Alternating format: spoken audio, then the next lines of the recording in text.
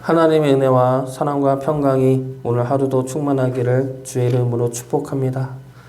신명기는 모세의 설교 형식으로 이루어진 말씀입니다. 모세의 설교는 크게 세 부분으로 나눌 수가 있습니다. 첫 번째 설교는 1장부터 4장까지의 말씀으로 과거에 일어난 사건에 대한 회고입니다. 그리고 두 번째 설교는 5장부터 26장까지로 현재 주어지는 말씀과 율법입니다. 그리고 세 번째 마지막 설교는 27장부터 30장까지로 미래를 향한 말씀입니다. 그리고 31장부터 마지막까지는 결론에 해당하는 말씀입니다.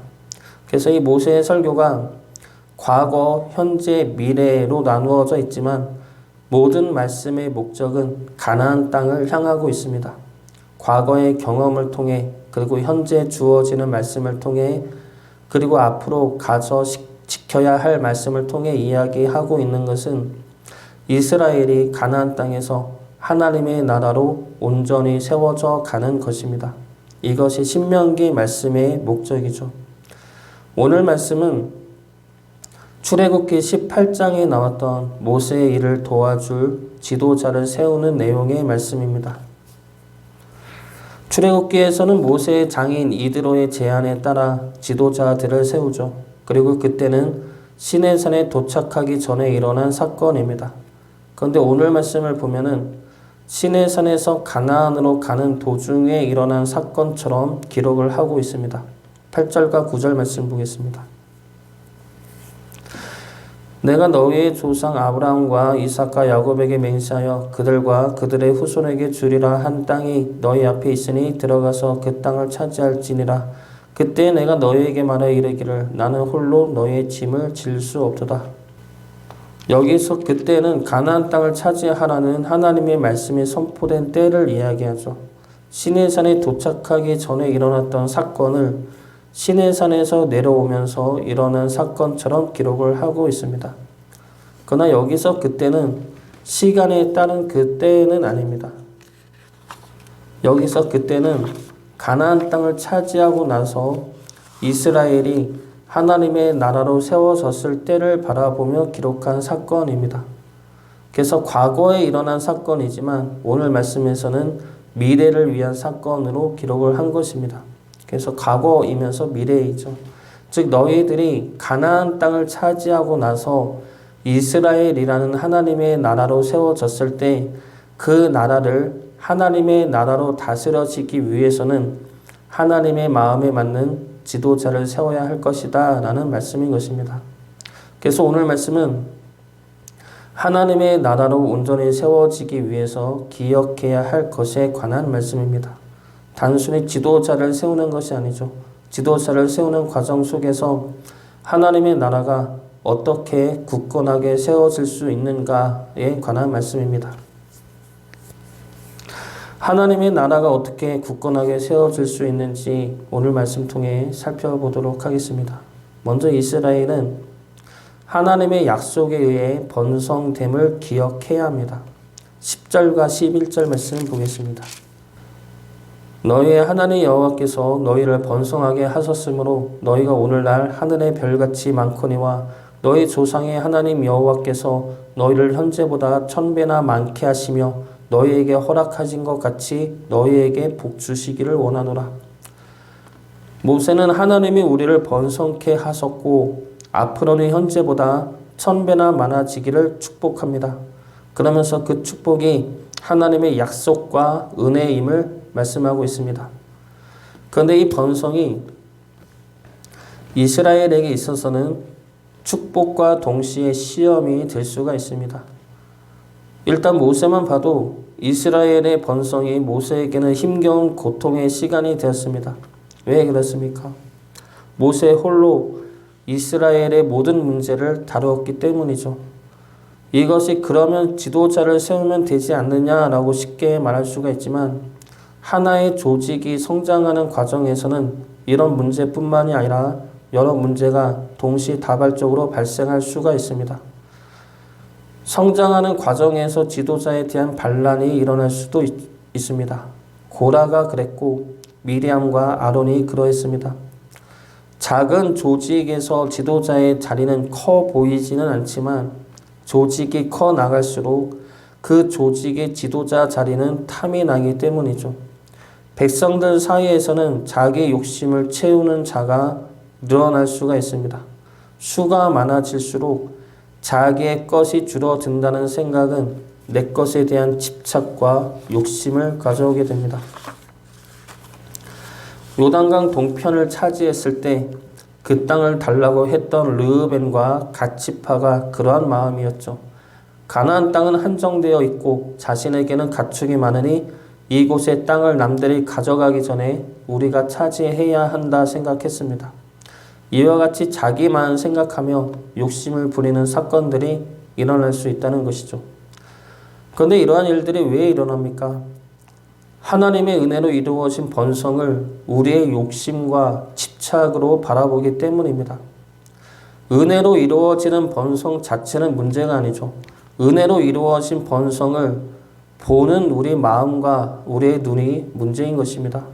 번성을 하나님의 은혜로 보지 않고 욕심의 눈으로, 집착의 눈으로 보기 때문에 이러한 문제들이 일어나는 것입니다. 요단강 동편을 차지한 것은 하나님의 말씀에 따른 은혜이고 하나님의 능력입니다. 그 은혜는 가나안 땅에서도 이루어질 은혜입니다. 그런데 그 땅을 바라보면 하나님의 은혜와 하나님의 말씀은 보이지 않게 되죠. 그 땅을 바라보면 그 땅에서 살고 싶은 욕심과 집착이 생기는 것입니다. 번성과 축복은 하나님의 은혜입니다. 하나님의 은혜는 감사로 받아야지 그 은혜를 내 것으로 집착하며 욕심을 내서는 안 될 것입니다. 이스라엘을 번성시킨 것처럼 하나님은 우리 역시 번성케 하실 것입니다. 그때 기억을 해야 할 것은 그 번성은 하나님의 은혜라는 사실입니다. 그 은혜를 감사로 받으시는 주의 자녀 되시기를 주의 이름으로 축복합니다. 두 번째로 하나님의 나라에서는 짐을 서로 나누어야 합니다. 모세는 자신이 맡은 짐에 대해서 버거워하죠. 그래서 그 짐을 나눠 질 수 있는 지도자를 세웁니다. 12절 말씀 보겠습니다. 그런즉 나 홀로 어찌 능히 너의 괴로운 일과 너의 힘겨운 일과 너의 다투는 일을 담당할 수 있으랴. 모세가 맡은 짐은 이스라엘 백성들의 괴로운 일과 힘겨운 일과 다투는 일입니다. 그 일을 담당함으로 오는 피곤과 곤비함이죠. 그리고 그 일을 해야만 하는 무거운 책임감이 모세에게는 큰 짐이 되었던 것입니다. 그러나 그 짐을 모세가 감당해 내었기에 이스라엘이 광야에서 하나님의 나라의 백성으로 세워질 수 있었던 것입니다. 그리고 그 짐을 나누어 질 수 있었기에 이스라엘이 하나의 나라로 세워져 갈 수 있었던 것입니다. 지도자가 자기의 이익만을 추구한다면 그 자리는 부패와 권력과 부패의 자리가 될 것입니다. 그리고 그 피해는 백성들이 담당하게 될 것이죠. 반면에 지도자가 백성들의 고통을 담당한다면 그 자리는 힘겹고 버거운 자리일 수 있겠지만 그로 인해 나라는 부강해지고 백성은 평안하게 될 것입니다. 우리는 어떠한 지도자입니까? 가정에서, 교회에서, 직장에서 우리는 어떠한 지도자의 모습으로 살아가고 있습니까? 부모로서 자녀들이 공경할 것만을 요구하십니까? 아니면 부모로서 자녀들을 사랑으로 양육하며 그들의 말에 귀를 기울이고 있습니까? 모세처럼 괴로움과 힘겨움과 다툼의 문제를 같이 질 수 있는 지도자가 되기를 바랍니다. 그 지도자로서의 자리가 십자가같이 무겁고 힘에 겨울 수도 있습니다. 그러나 하나님은 그때마다 우리의 짐을 나눠줄 동역자를 보내주십니다. 그렇게 하나님은 하나님의 나라를 확장해 나가시죠. 참된 지도자로서 자신에게 맡겨진 짐을 감당하며 때마다 도우시는 하나님의 손길을 믿으며 나아가는 주의 자녀 되시기를 주의 이름으로 축복합니다. 마지막으로 하나님의 나라가 굳건히 세워지려면 지도자들이 하나님의 말씀 중심으로 세워져야 할 것입니다. 모세는 지도자들을 뽑는데 지혜와 지식이 있는 인정받는 자들로 택하여 뽑게 합니다. 세 가지 지식의 기준이죠. 지혜, 지식, 인정받는 자. 지혜는 하나님을 경외함입니다. 하나님을 경외함으로 하나님의 말씀을 지킬 수 있는 자, 그 자가 지혜 있는 자이죠. 그리고 지식은 하나님을 아는 지식입니다. 하나님의 말씀을 아는 자이죠. 그리고 인정받는 자는 경험이 많은 자로도 해석이 가능한데, 이러한 자는 사람들 사이에서 신뢰받을 수 있는 자라는 뜻입니다. 사람들이 인정하고 신뢰할 수 있을 만큼 인품이 훌륭한 자를 지도자로 세우라는 말씀이죠. 그렇게 뽑힌 지도자는 재판을 할 때 세 가지 조건을 기억해야 합니다. 먼저 외모를 보지 말 것과 귀천을 사별 없이 들을 것과 사람의 낯을 두려워하지 말아야 한다는 것입니다. 17절 말씀 보겠습니다.